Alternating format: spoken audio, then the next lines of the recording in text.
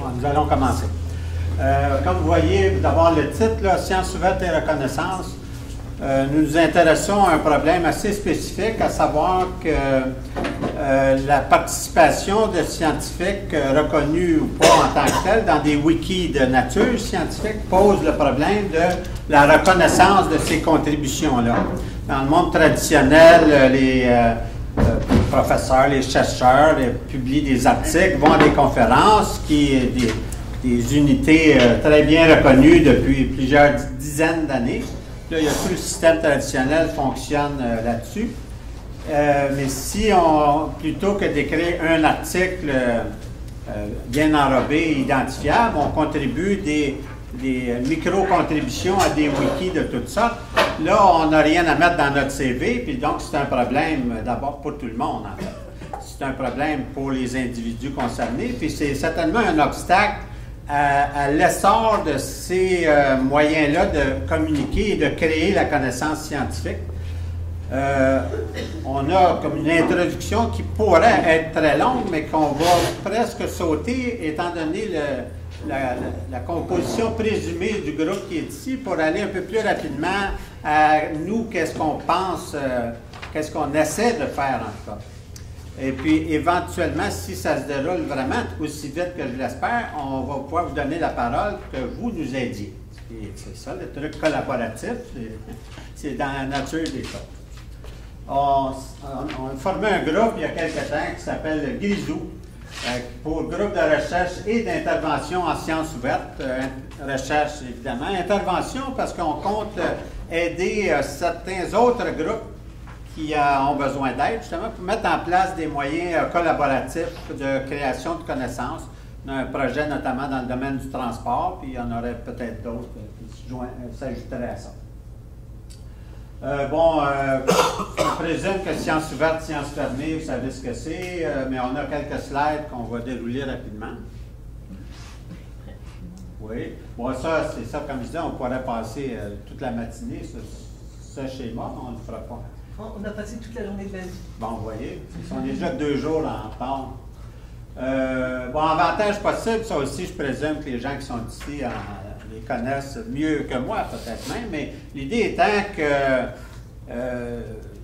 il y a des moyens donc, technologiques là, de communication, de partage d'informations, de critique, d'amélioration, de qualité du contenu qui vont se répandre ou pas. Il y a un débat là-dessus. Là. Il y a des gens qui disent que ça n'arrivera pas parce qu'il y a des freins majeurs chez les éditeurs, chez tous ces gens-là. Mais moi, personnellement, je ne crois pas tellement à ça. Mon argument principal étant que les gens qui disent ça vont prendre leur retraite bientôt, voire mourir. Ils vont être remplacés par des plus jeunes, plus fous. De toute façon, on n'a pas besoin que les plateformes collaboratives occupent 100% de l'espace de diffusion de connaissances scientifiques pour que notre problème se pose. Certainement que ça va occuper une certaine part. Donc, pour la part que ça va occuper, le problème de reconnaissance reste. Donc, notre projet a toujours sa place. Page suivante. Quand tu voudras parler, tu le diras. Oui, oui. Parce que c'est collaboratif aussi, on n'a pas de scénario très organisé. Ça, on l'a dit. Donc, nous, notre projet numéro 1, ce n'est pas notre seul, développer un mécanisme de reconnaissance des contributions au wiki public.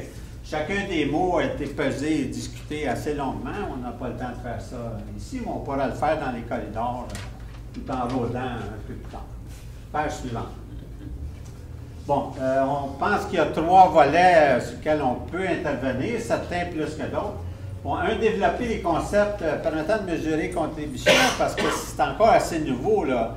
Alors, qu'est-ce qu'on mesure et comment? Est-ce qu'on mesure le nombre de mots que quelqu'un ajoute, les commentaires que quelqu'un fait? Tout ça est encore assez flou et à développer. Développer des outils logiciels pour mettre en œuvre ces concepts, parce que là, si on parle de wiki et de contributions très éclatées, on voudrait qu'il y ait des outils qui, disons, automatiquement, feraient une certaine compilation de ce qu'un individu a apporté comme contribution. Beaucoup des noms qui sont apparus sur la diapo numéro 1, c'est des gens qui sont professeurs au département d'informatique à l'UQAM, comme moi, par exemple. Fait que c'est sûr, nous, on a accès à certaines connaissances de comment on développe des outils logiciels, voire même à de la main-d'œuvre très bon marché, c'est-à-dire les étudiants. Extrêmement bon marché, même, je dirais. Puis donc, c'est dans nos moyens de faire ça avec le budget qu'on n'a pas, en fait, en ce moment. Un autre élément, certainement, même si ce n'est pas notre responsabilité personnelle que ce genre de plateforme-là, de processus de diffusion-là se fasse, on n'est pas responsable de ça, mais on aimerait y contribuer quand même. C'est sûr que l'existence d'un colloque comme celui-ci nous encourage. Puis, moi, j'en parle partout dans la famille, les amis, et évidemment à l'université aussi. Là, on pense qu'il y a moyen d'accélérer la diffusion de ce genre d'outils-là. Même chez les pas si jeunes, par exemple, moi-même. Moi aussi, je vais être à la retraite et je vais mourir bientôt, mais ça n'aidera pas la cause d'affaires du tout dans mon affaire suivante. Bientôt pas pour parler. Oui, voilà quelques idées qu'on a, puis sur lesquelles on aimerait vos commentaires éventuellement. Comment on pourrait reconnaître la valeur ou la quantité même des contributions d'un individu à une certaine quantité de wikis? Bon, il pourrait y avoir pour chacun des wikis scientifiques qui, on peut présumer qu'ils vont se spécialiser dans un domaine, voire dans des sous-domaines parfois, comme certaines revues actuellement. Bon, il pourrait y avoir une espèce de comité assez traditionnel là, qui évaluerait la qualité de l'ensemble de l'œuvre d'un individu, un peu comme ça se fait pour évaluer les articles. Bon, ça, c'est mis dans notre liste. Je ne pense pas qu'à long terme, c'est ça qu'on va avoir, mais dans le contexte où peut-être on voudrait amadouer, en tout cas, certaines générations, certains organismes aussi, subventionnaires, par exemple, peut-être qu'il faudrait quelque chose comme ça, mais bon, c'est pas moi qui va créer ça vraiment. Bon, il pourrait y avoir aussi quelque chose comme une table d'équivalence, c'est-à-dire que on pourrait compiler l'ensemble de l'œuvre de quelqu'un durant une année ou 5 années, selon le but recherché, et puis faire équivaloir ça à ça vaut 3 articles, 8 articles et 4 conférences, quelque chose comme ça. C'est une espèce de monnaie d'échange. Ça paraît très compliqué à faire, là, puis les gens à qui on en a parlé n'étaient pas très enthousiastes devant la possibilité de faire ça même. Fait que donc, le plus probable, ce qu'on va probablement regarder, c'est un tout nouveau vocabulaire de reconnaissance. Fait que là, c'est intéressant parce que c'est tout nouveau, là, mais on ne sait pas exactement quoi faire encore, là, mais c'est probablement vers ça que ça va se diriger. Au bout d'un certain temps, ça aurait probablement remplacé entièrement l'ancien vocabulaire de articles, conférences, tout ça. D'ailleurs, à ma grande déception, puis là, peut-être que vous allez changer ma déception en joie, les gens qui auraient dû savoir quel effort moyen nécessite l'écriture d'un article m'ont dit non, il n'y a jamais personne qui a mesuré ça. Là, je comprends que l'effort moyen, ça ne veut pas dire grand-chose. Il y a toutes sortes de domaines. Il y a des domaines où on met 14 auteurs, d'autres un seul auteur. Il y a des domaines où 5 pages, c'est un grand article, en mathématiques, par exemple. Puis il y en a d'autres où en bas de 25 pages, on n'en parle même pas. Fait que je comprends que c'est compliqué, mais je suis déçu que personne n'ait analysé ça. Fait que là, donc, faire l'équivalence, on n'a rien pour se baser. Il faudrait faire ce travail-là si ça nous intéresse. Est-ce qu'on peut poser des questions? Oh, oui, oui. Je me demandais pourquoi on cherche à reconnaître. C'est pourquoi reconnaître la corruption? C'est-à-dire que c'est une bonne question, je dirais. Supposons que moi, professeur d'université, je suis intéressé à contribuer à des wikis scientifiques. Moi, je suis intéressé à ce que ce travail-là soit reconnu parce que quand je fais rapport à mon département de mes activités, il faut que je montre quelque chose. Si j'ai écrit des articles traditionnels, ça va bien, ils comprennent ça. J'ai écrit 8 articles dans telle revue, puis tout ça. Mais si je veux participer à la révolution, puis contribuer plutôt à des wikis qui devraient aller plus vite, puis faire de la meilleure qualité, puis etc., là, je suis bloqué parce que je peux le faire, mais je n'aurai rien à montrer à mon département, puis ils vont me mettre dehors. En fait, non, parce qu'ils ne me mettront pas dehors. La même chose avec des organismes subventionnaires. Si je leur dis, je leur sors 100 pages de notes, j'ai ajouté un mot ici, j'ai fait un commentaire dans cet autre wiki, puis tout ça, ça n'est pas compris, ça n'existe pas comme activité. Fait que c'est dans ce sens-là qu'on... Ouais, je voulais juste rajouter qu'en fait, en effet, on a une hypothèse de base qui est que, moi j'ai travaillé beaucoup dans l'univers des wikis, sur les wikis, et que, en fait, il a été noté qu'une des raisons pour lesquelles les chercheurs s'impliquent peu ou alors pas longtemps, enfin pas sur le long terme, c'est qu'au bout d'un moment, ce genre de travail-là, même s'ils le font pour la beauté de la science, pour le bien commun, ben, c'est pas du tout valorisé dans leur curriculum vitae.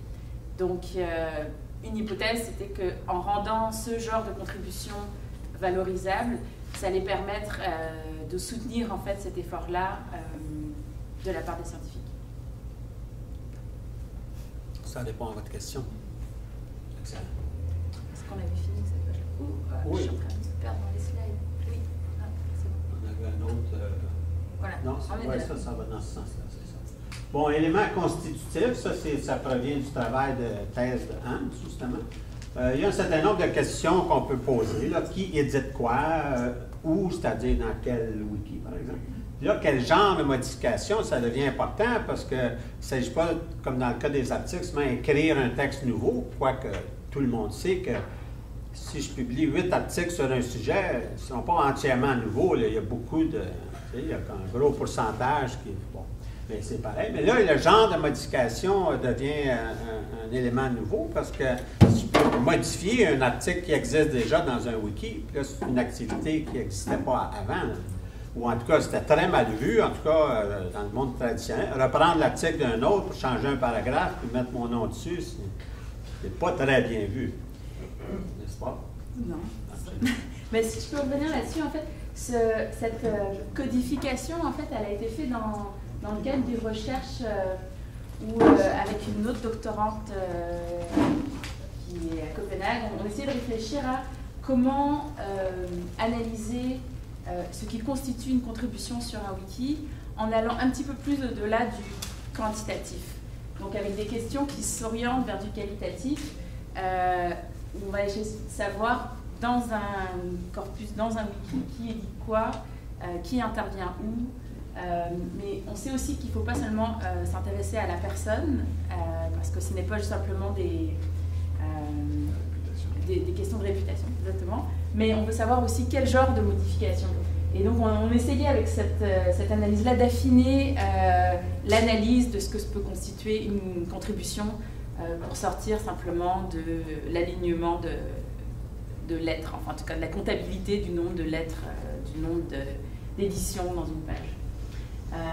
Et puis on a assez fait avancer ce projet, mais pas assez pour aller chercher des fonds pour avoir vraiment une analyse, disons, supportée par une analyse logicielle. Donc on l'a fait, on est toutes les deux, on a utilisé cette méthode-là pour nos thèses de doctorat, mais vraiment de manière quantitative, qualitative, c'est-à-dire on a fait ça à la main sur différents corpus de connaissances. Voilà. Autre activité de diffusion de connaissances et de création de connaissances qui n'est pas reconnue dans le système traditionnel. Toutes les discussions, souvent informelles, qui existent, on en parlait moi-même tantôt. Là. On s'est échangé plein de choses dans le corridor. Hein. Ça a toujours existé. C'est dans les conférences, ça existe toujours. Il n'y a rien de ça qu'on peut mettre dans notre CV. Là. Pourtant, il y a un apport là-dedans qui est parfois très important, parfois le plus important. En fait. Bonne nouvelle, si on peut dire. Dans le cas des wikis, tout ça est conservé et noté. Hein? La partie changement aux pages, mais aussi la partie discussion qui est autour. Et donc, puisque c'est tout conservé, ça peut être exploité. On pense qu'on va s'intéresser à ça également. On ne sait pas encore qu'est-ce qu'on va pouvoir en tirer, et encore moins comment on va mesurer ça, mais en tout cas, on peut essayer parce que c'est une réalité qui, après nous, mériterait d'être examinée en tout cas, et insérée dans le nouveau vocabulaire des contributions. Surtout dans un monde comme ça où les échanges en marge, en fait, peuvent être aussi importants que le contenu, étant donné la vitesse à laquelle les échanges peuvent se faire. expliquer un petit peu ces graphes là qu'on présente. Ils sont tirés en fait d'un modèle qui a été développé par plusieurs chercheurs, et dont Bernard Connin, qui s'était intéressé à un gros corpus de milliers de discussions dans la communauté Debian. Et en fait, il analysait la formation d'une communauté épistémique, c'est-à-dire une communauté qui produit des connaissances, mais en s'intéressant principalement à ces discussions. Donc le postulat, c'est que les discussions produisent des connaissances. Et là, on avait deux types de discussions, de threads en fait, de fils de discussion. Des discussions où tout le monde se réfère à la personne qui pose une question. En fait, une des analyses qui a été démontrée, c'est que ces formats-là sont moins productifs de connaissances que des discussions où quelqu'un pose une question et puis les gens ne répondent pas seulement à la personne qui a posé la question. Et donc là, en fait, ce qui a été analysé, c'est qu'il y a construction de connaissances. Et on retrouve la même chose en fait dans les pages de discussion sur les wikis. J'ai aussi utilisé ça dans ma thèse pour analyser la création de connaissances dans les pages de discussion dans les wikis. Et pour ceux et celles qui connaissent ce domaine-là, l'analyse des réseaux sociaux, longtemps avant que les réseaux sociaux, ça veut dire Facebook, c'est un truc qui a plusieurs dizaines d'années, puis qui a tout un vocabulaire scientifique, puis ça, comme centralité, puis tout ça, qui pourrait être utile. Mais il restera quand même à faire un lien là, entre, par exemple, la centralité, l'importance d'un individu dans un réseau et son apport en termes de contenu, en fait. Il ne suffit pas d'être le roi social du groupe et pour être reconnu, là, on veut voir à quel contenu ça correspond. On voit les deux de nos trois volets. Outils logiciels, extraire automatiquement les données pertinentes sur les ajouts, les modifications, les suppressions, les choses de base. Pour ceux qui seraient moins familiers avec les wikis, une des raisons pour lesquelles on pense pouvoir faire ce qu'on envisage, c'est que chaque modification qui est faite à un article de wiki ne fait que s'empiler sur toutes les autres. Puis on a toujours tout l'historique de toutes les versions précédentes de l'article. Donc, ça permet automatiquement, en tout cas, de comparer, de voir ce qui est ajouté, enlevé, ce genre de choses-là. On a l'identité de l'auteur aussi. Dans la plupart des cas, l'auteur ne se donne pas la peine de s'identifier au long, là.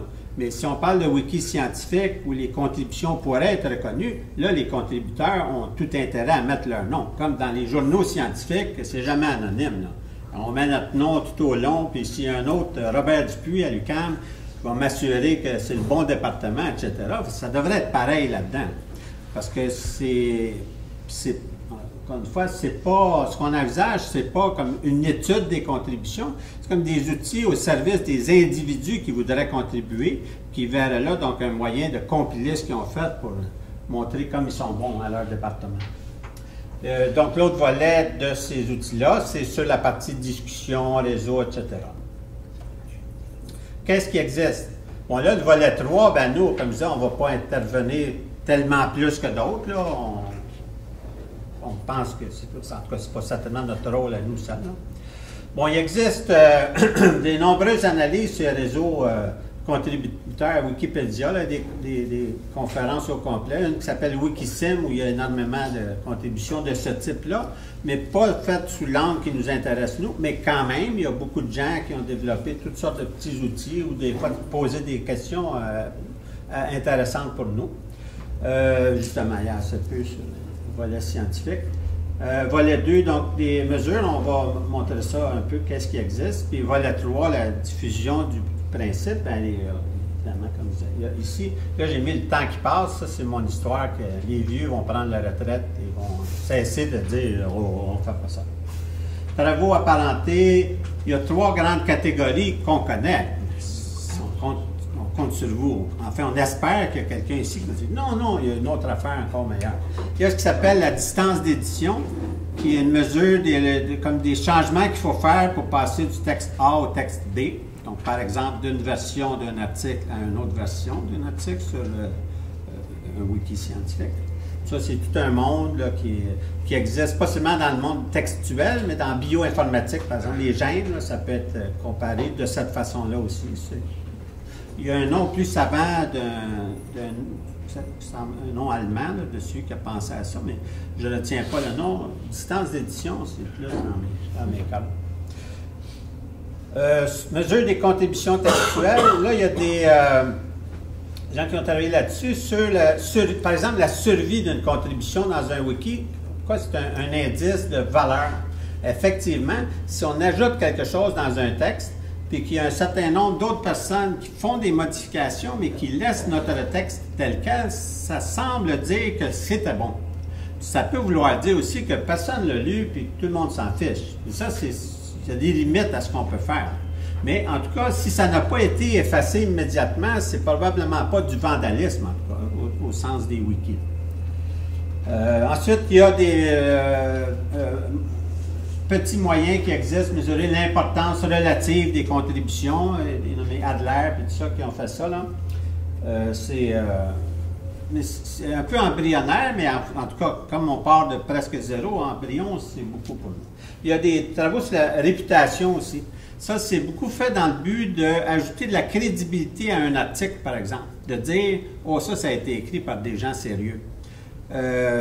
Bon, ça fait partie de la réalité de tout temps, puis certainement dans les publications traditionnelles. Là, la revue Nature, certainement, a plus grande réputation que si on publie un article dans le Journal de Montréal ou de Québec. Je vais prendre deux exemples au hasard. Il y a tout un moteur de wiki qui existe aussi qui base son idée de crédibilité sur la visibilité des auteurs. Souvent, on a des exemples de ça. Puis là, si on amène le curseur sur un paragraphe, le nom du ou des auteurs du paragraphe apparaît avec les références puis tout ça. Mais ça, c'est comme un peu rétrograde dans le sens où ça cherche à baser la valeur sur la réputation des auteurs, alors qu'un des bénéfices potentiels de wiki scientifique, c'est de baser la valeur sur la valeur du contenu.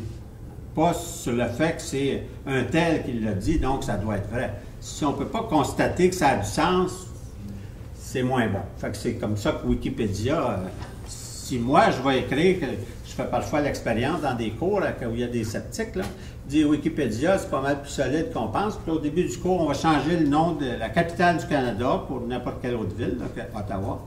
Surtout aujourd'hui, Ottawa. Puis c'est pas long que ça a été remodifié pour Ottawa. Puis là, je suis traité de vandale. Tu sais, quand la personne qui fait la modification dit vandalisme, alors que je suis un professeur à l'université depuis 30 ans, je sais ce que je dis. Si je dis que c'est Budapest, la capitale du Canada, là, on voit bien que la réputation n'a pas de sens dans ce contexte-là. Fait que ces approches-là m'ont l'air rétrogrades personnellement. Je ne laisse pas beaucoup de place à Anne parce que je ne respire pas beaucoup. Ouais, conclusion, alors je te laisse conclure.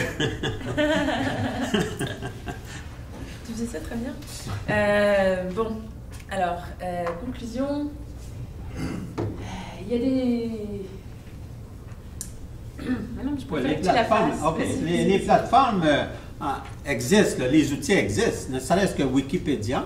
Puis il y en a un certain nombre d'autres qui existent. Ce n'est pas tous des wikis, d'ailleurs. Il y a un assez fameux blog en mathématiques là, qui existe où des mathématiciens se réunissent virtuellement pour résoudre des problèmes. Puis leur expérience montre que c'est pas mal plus efficace que si...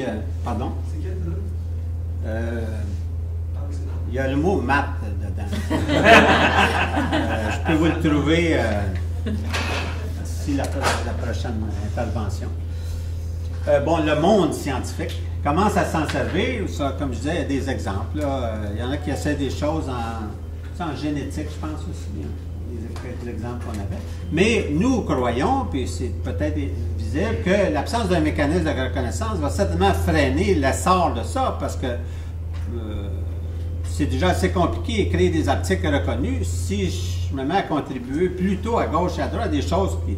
Bon, je pointe toujours vers moi. En réalité, moi, ça n'a pas d'importance, parce que je m'en vais à la retraite. Reconnu ou pas, ça ne me dérange pas, moi, mais les plus jeunes, plus fous, c'est important. Puis donc, on voudrait enlever cet obstacle-là, ou contribuer à l'enlever. Hein. Si on m'annonçait ce matin que, oh non, ça existe déjà, personnellement, je serais plutôt content d'aller paisiblement à la retraite, mais c'est pas si pas très important.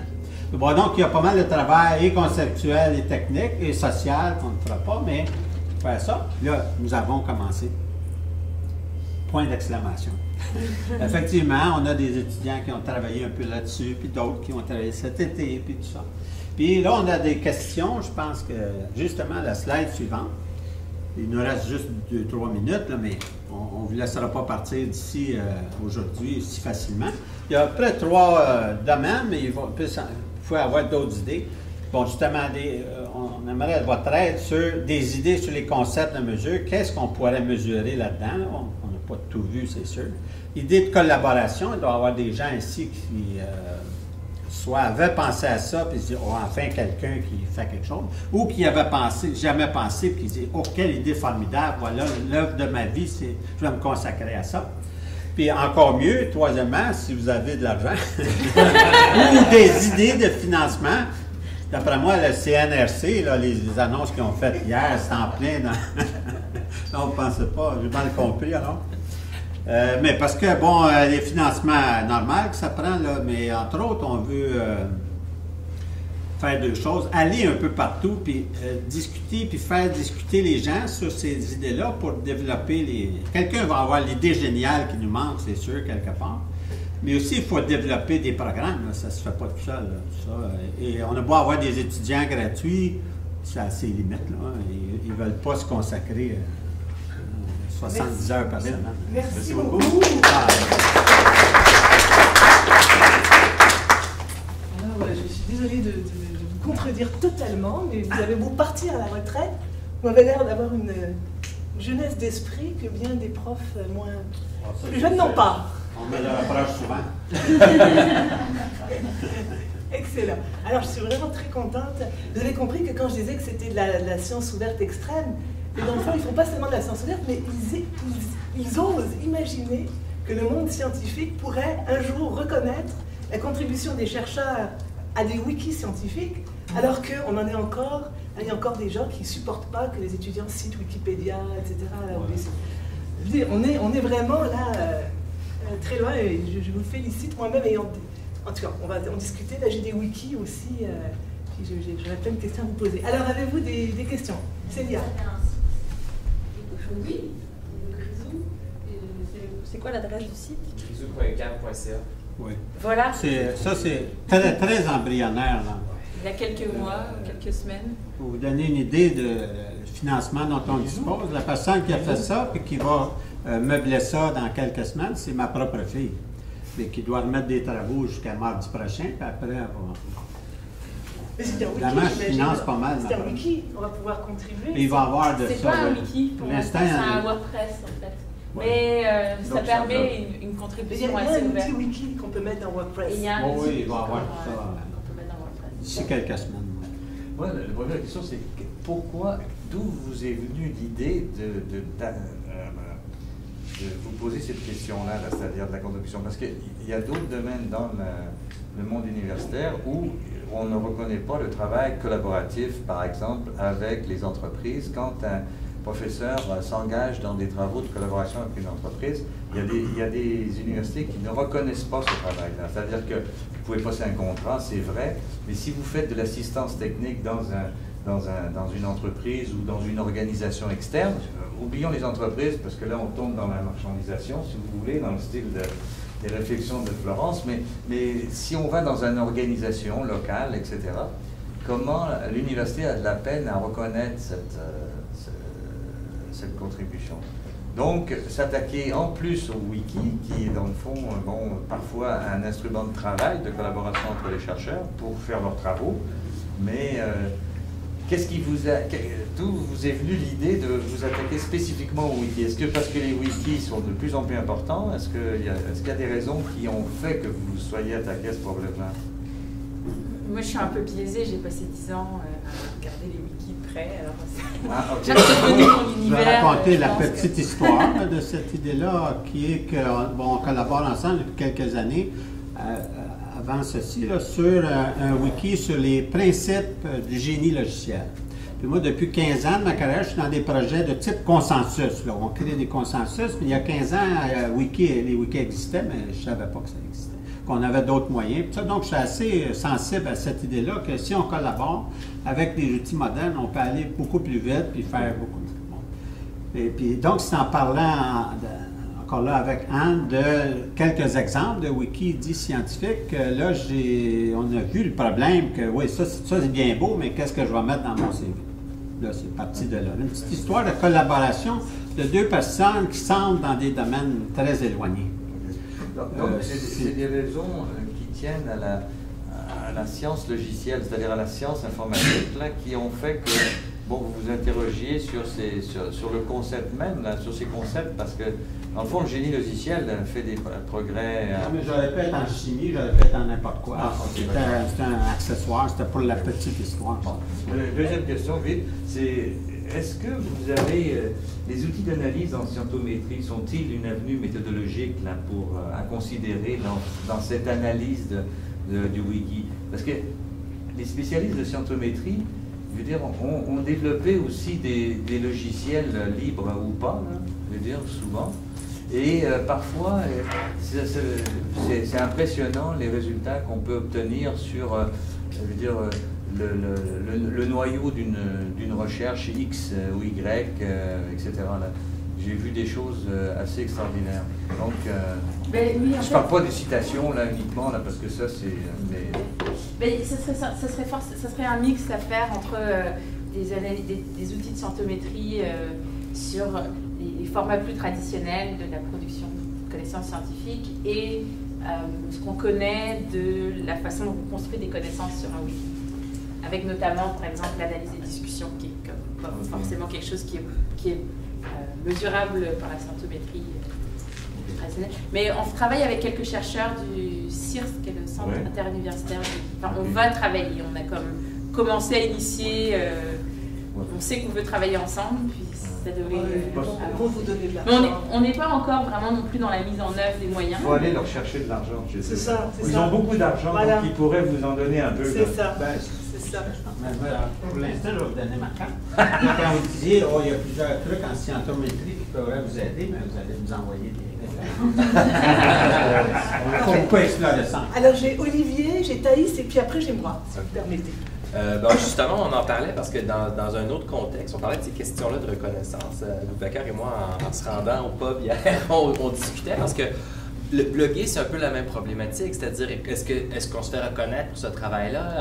À quel moment est-ce qu'un blog devient scientifique et est reconnaissable dans le cadre d'un dossier académique? Puis en tout cas, on discutait de deux voies possibles. Une voie qui est automatisée, la scientométrie, l'analyse automatisée des textes, mais aussi après ça, il y a le côté plus qualitatif, donc d'aller voir justement les paramètres plus abstraits. Alors là, ça prend un corpus, hein, parce qu'une fois qu'on a des choix méthodologiques, moi j'ai tendance à privilégier le qualitatif pour le moment, parce que sinon, ça devient un peu compliqué du point de vue automatisé, parce qu'il faut regarder les domaines, il faut regarder le type de documentation. C'est plein de paramètres qu'on pourrait poser éventuellement, mais c'est pas impossible. Mais en tout cas, ça, c'est l'aspect quantitatif automatisé. Je suis moins, moi, je m'y connais moins. Pour le qualitatif, par contre, c'est vraiment la perception des gens qui siègent sur les comités d'évaluation. Donc, c'est nous, c'est les pairs, c'est ceux qui sont profs. Alors, il y a peut-être moyen de commencer en faisant des focus groups pour obtenir des paramètres, pour ensuite faire des sondages de profs. Alors, commencer peut-être avec les doyens ou avec ceux qui ont beaucoup d'ancienneté dans les universités, qui sont théoriquement à la pointe des réseaux. On pourrait présumer que les années d'expérience, les années de travail dans une institution donnent accès à un réseau plus étendu. Bon, c'est une hypothèse, mais il faudrait peut-être la tester. Mais le point central ici, c'est qu'il y a une bonne dose de perception des chercheurs qui ne sont pas blogueurs, qui ne sont pas des contributeurs à des wikis. Alors, c'est peut-être récupérer de leur dire, oubliez là, la philosophie des sciences et tout ça, là, mettons que vous avez à reconnaître une contribution scientifique dans un cadre non traditionnel, pourriez-vous réfléchir à comment la mesurer? Puis à partir de ces non-contributeurs-là, d'obtenir ces mesures-là, ça donnerait des dimensions qu'on pourrait éventuellement appliquer à une population plus large.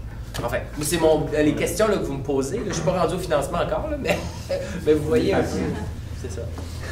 Ça me fait penser à plusieurs choses.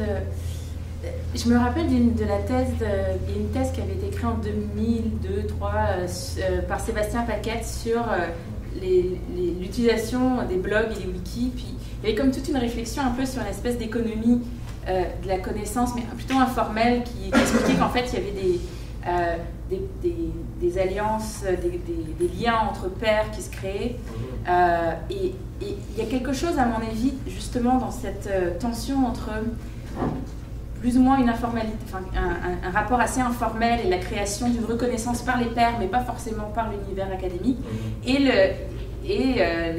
disons,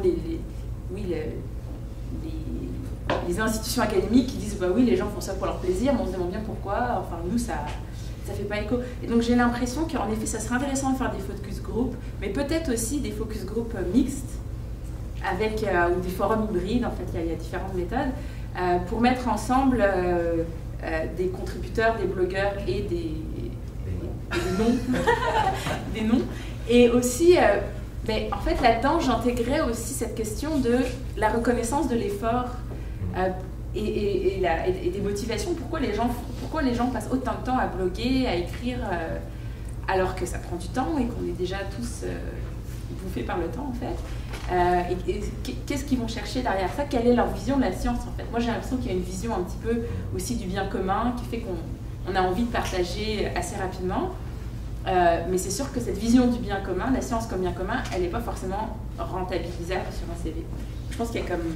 C'est une très bonne idée, je pense, cette idée de faire des focus group. Nous assistons à la naissance d'un projet de recherche collaboratif qui sera financé par le CIRST.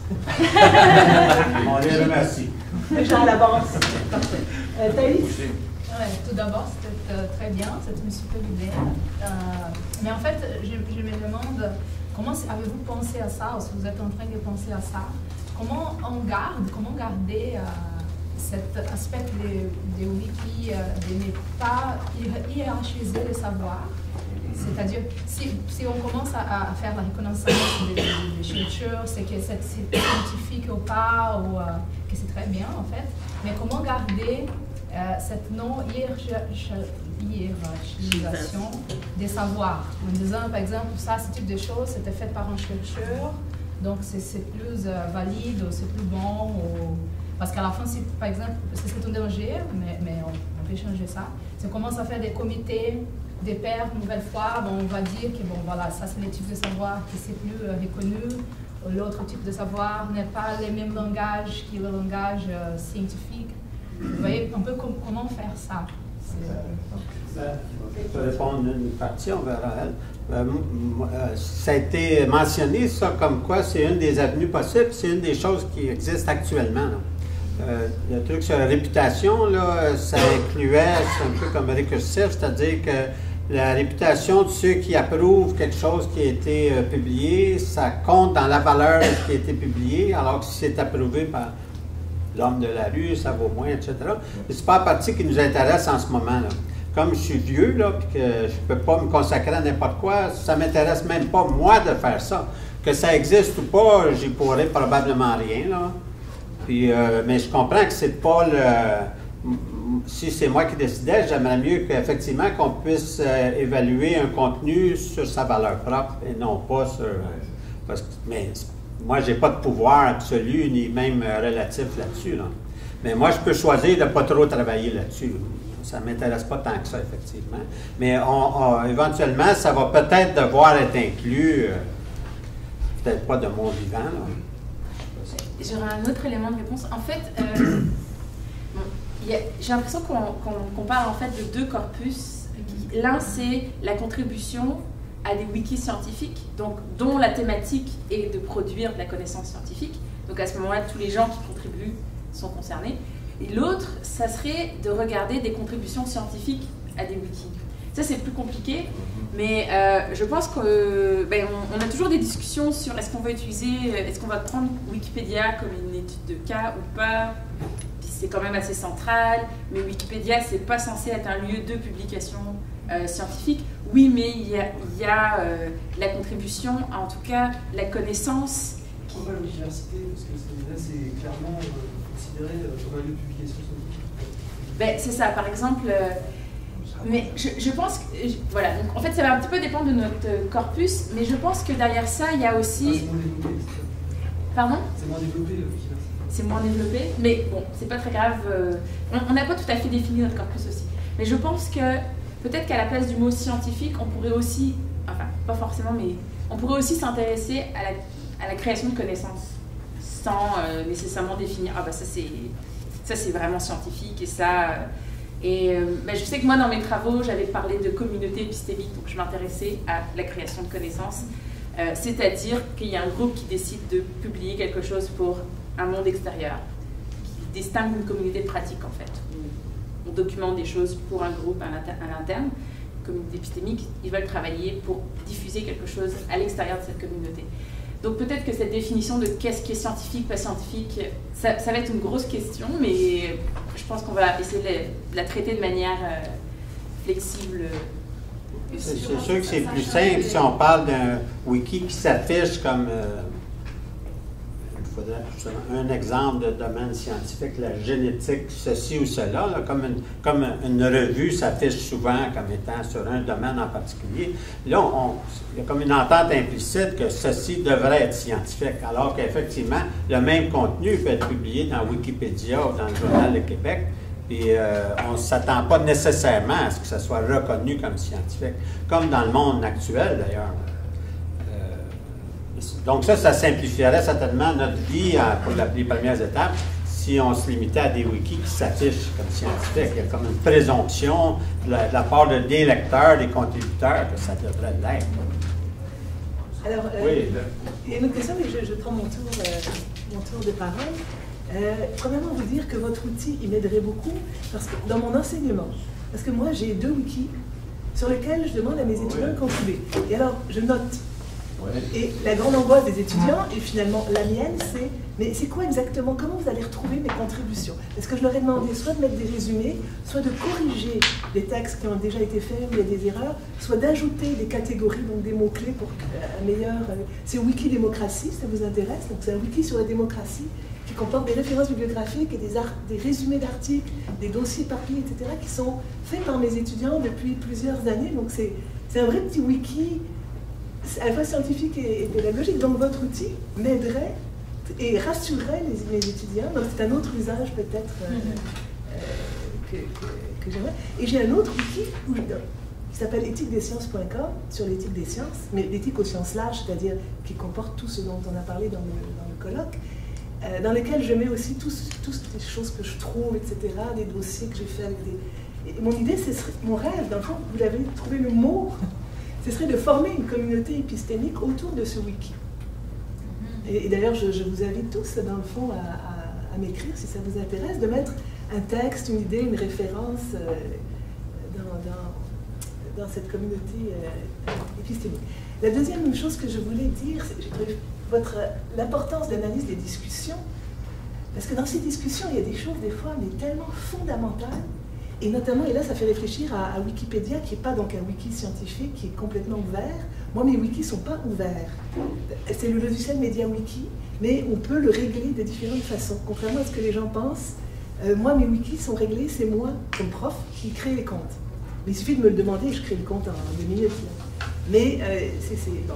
Et Wikipédia, et c'est des questions tellement liées à la science, au rapport science-politique. Par exemple, j'en ai parlé la première journée, une chercheuse canadienne qui est comme en conflit direct avec une grosse entreprise pharmaceutique, Nancy Olivier. Vous allez voir. Sur sa page wiki, dans Wikipédia en anglais, c'est très clair que le texte qui la présente, qui raconte son conflit avec la pharmaceutique, est écrit du point de vue de la pharmaceutique. Donc c'est un texte qui lui relève sa crédibilité, la dévalorise, etc. Moi, je lis ça, pour moi, c'est une héroïne. Puis, depuis, je veux dire, je ne reviendrai pas dans les détails. Je suis allée voir la page de discussion. Et là, il y a des gens qui la défendent, des gens qui la condamnent de nouveau, etc. Moi, c'était mon tour, dans le fond. Alors, j'ai rentré, et c'est ça l'historique, c'est tellement précieux. J'ai rentré en disant, c'est clairement écrit du point de vue de la pharmaceutique, parce que j'ai pris clairement position sur cette page de discussion.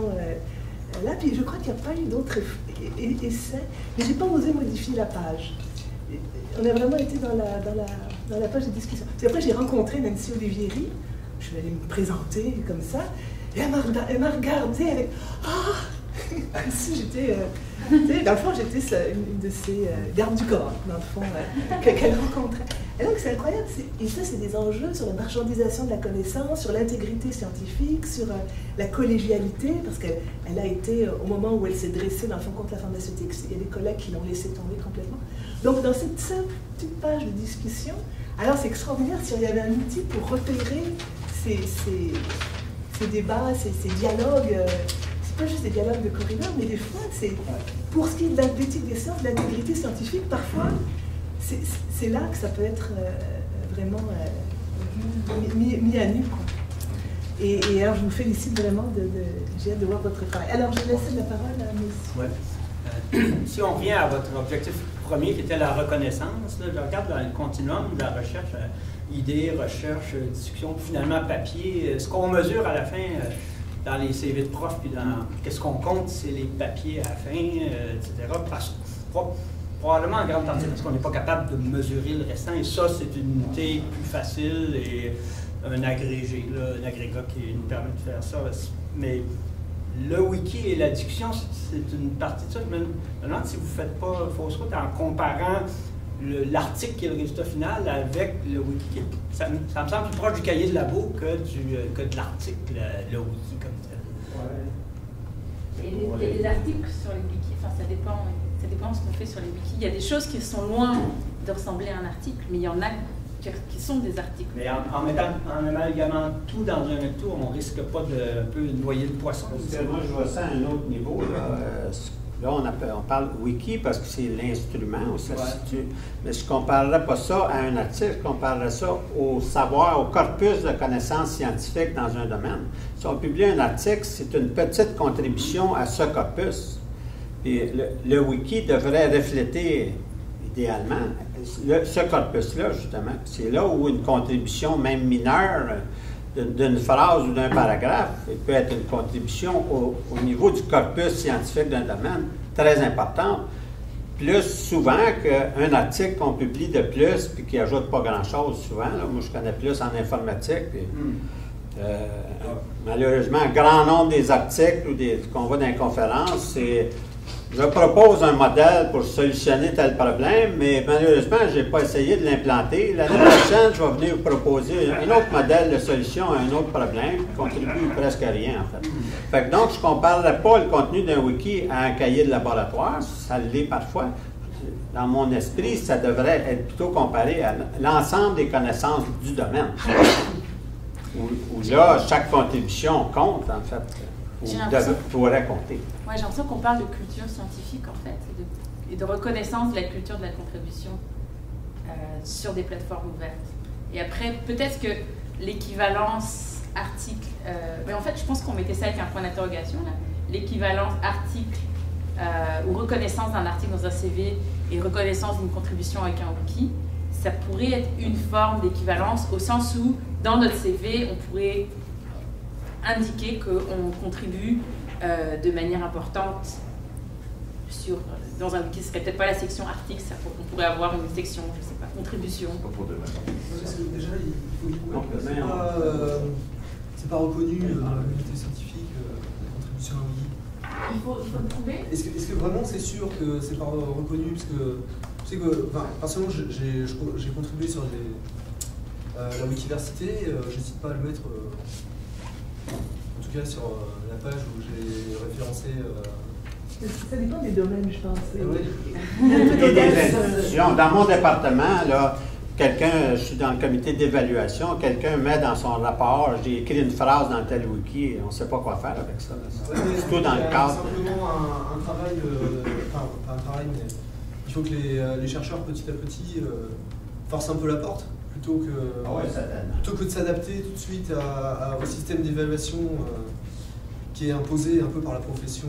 Mais il faut justement, petit à petit, il faut quelque chose, des outils de mesure, un vocabulaire, quelque chose. Ça ne peut pas être sa propre évaluation. J'ai contribué et ma contribution est très importante pour dire dans mon rapport, moi je l'ai fait, là, dans mon rapport consolidé pour ma promotion de prof, j'ai écrit, j'ai fait tant de publications, j'ai aussi 3 blogs, 2 wikis, 5 blogs, 2 wikis, 2 scoopits, et j'ai 500 billets de blog, etc. Je l'ai mis. Et puis après ça, c'est leur problème, les doyens, tout ça, c'est leur problème, s'ils comprennent pas. Mais moi, je l'ai mis parce que c'est partie de mon identité, de ma contribution. Et sauf que moi, en tout cas, ça n'a pas dérangé. Ouais, parce qu'il y avait l'autre partie avant. Ouais. Probablement qu'il y avait un peu de l'autre partie aussi. Ça devient la troisième décimale, alors que là, c'est lui. Mais justement, je fais l'éducation de mes doyens en mettant ça dans mon CV sans hésiter. Ça, On va s'arrêter. Oui. OK. Non, mais on pourra continuer. Puis je vous invite à devenir membre de l'association parce que moi, j'envoie des courriels si on vous montre des projets de recherche, tout ça, aux membres de l'association. Alors, si vous voulez être sur la liste, venez vous.